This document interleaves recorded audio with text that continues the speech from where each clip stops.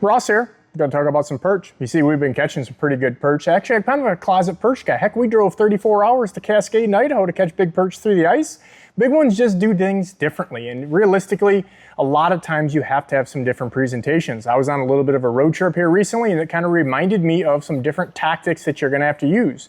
You know, when you're on the Great Lakes, a lot of places you're fishing them deep. So, you know, you're thinking of summertime perch. Obviously, they do bite. They eat in the springtime and the fall time as well, but a lot of us are chasing them when they're typically are deep. Growing up on Lake Erie, you know, the bottom spreader rig was the deal. I don't even have one to show you, but you know, those little spreader deals, they got a little snell off each side. A lot of guys use those. I never really was a big fan. I kind of always liked that crappie style, simply because it allowed you to have multiple presentations, but in different layers of the water column. So I'm gonna show you one here. Fish USA's got a bunch of these now. You guys are listening to that stuff. They want the crappie deal. So what we've got is, we've got a snap here at the bottom. There's a lot of different types of these fly rigs, no fly rigs, whatever, beads, no beads. But if you notice there, we kind of got this staggered deal. So you've got, let's say, maybe 10 inches and then maybe 18 inches up, you've got different lines. You can actually, if you watched our video with B-Team Bob, you know, depending where you're at legality-wise, you can put a hook here right on the snap, and this is where your weight is gonna go as well. A lot of times you're catching those right down in the mud, that deal right down dirty right there. The fly rig, this thing is often just killer. Again, make sure you get some with some bigger hooks on them. I see some of those have really small hooks depending on the size of the shiners you're using, assuming that's what you're using. But this rig is really good. If you don't have one of those and you're a perch spreader guy, I would tell you make sure you get a hold of some of those fly style rigs. Again, Fish USA has a whole bunch of those. You can thank me later for that, because I was like, guys, we need more perch rigs. Another deal though, that a lot of my buddies that are really specifically targeting bigger perch are using is plastics. You know, plastics are nice. You don't have to have the live bait, trying to keep these things alive. This is a, I think they call it a Slim Shads, if I'm not mistaken, by Z-Man. Woo! Elastec, floats, gives it different actions. It's got a little more of a subtle boot tail there. You can see a little bit different. We've got a VMC tungsten moon eye jig here. Really good deal. These fish will actually, when you get especially on those shallower deals, you know, again, that rig I just showed you is great when the fish are deep. When these fish are moving and on these sand flats, they could be rocks too, casting and kind of popping this around basically just like you're fishing walleye, this can be an absolute killer method. You know, color-wise, go anything from really natural to some of these more, you know, chartreusey type of things like this, but casting, popping the deal, even in weed edges, you know, these transitions from rock to mud, sand, weeds, that's really where a lot of those fish tend to be. If you're using live sonar, you're gonna see some of those little schools and try to stick with them with the plastic there, and that's a little more of a subtle deal, but it can also be more aggressive when you're, you know, ripping that plastic too.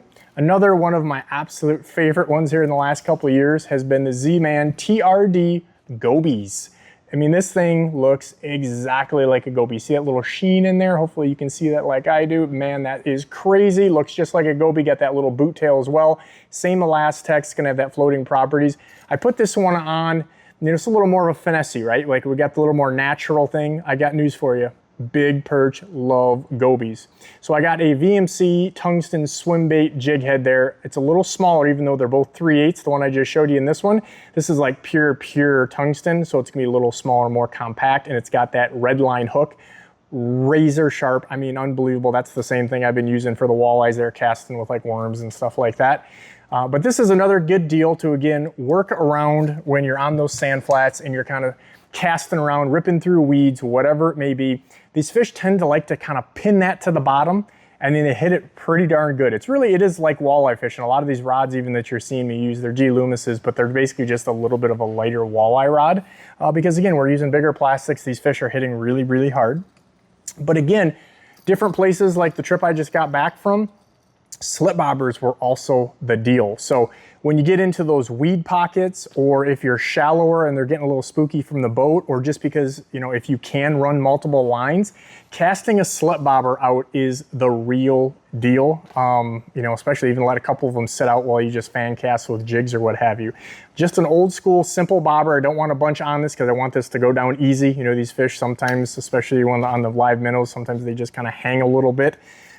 This is a new deal that's coming out very soon. This is a tungsten weight with a swivel on both sides. So it's gonna accomplish two things. We're gonna get that lure down quickly, but we're also gonna take out the line twist. So what I've got going on here is I've got a slip bobber, I've got a bead above it, woo, right here, and then I've got a soft, you see that little neon chartreuse there? That's the bobber stop, and that was about 20 feet deep or so, because at the last place I was fishing, that's how deep they were. So again, you can fish in 5 feet of water with a slip bobber, you can fish in 35 feet with it. That's the advantage to it. You know, kit that thing away from the boat. What I then do is put a little P-line Shinsei, I think this is 8 pound, and about 3 or 4 feet, something like that, because I want this weight to help that get down. Then the next thing you're gonna do is the business end. You can really do a lot of different things, and changing that around really seems to matter, just like it is when you guys fish in slip bobbers for walleyes. I learned from the bobber doctor, Bruce Sampson, my really good friend, who you've probably seen on our podcasts and videos many, many a times.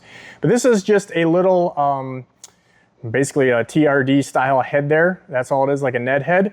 And this one's, I think, 16th ounce, but basically think of a small jig head with a decent size hook, because some of those minnows, you know, fat heads, shiners and things like that, you want to have a decent size gap in there. You could use a flat Aberdeen hook. If you do that, you might want to put a few pieces of split shot above.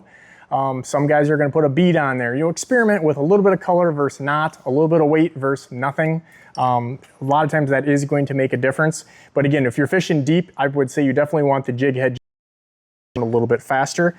And that tungsten's really nice on that swivel stop, that VMC deal, because you're going to be able to see that really good when you cast that out on forward-facing sonar, if you so do that.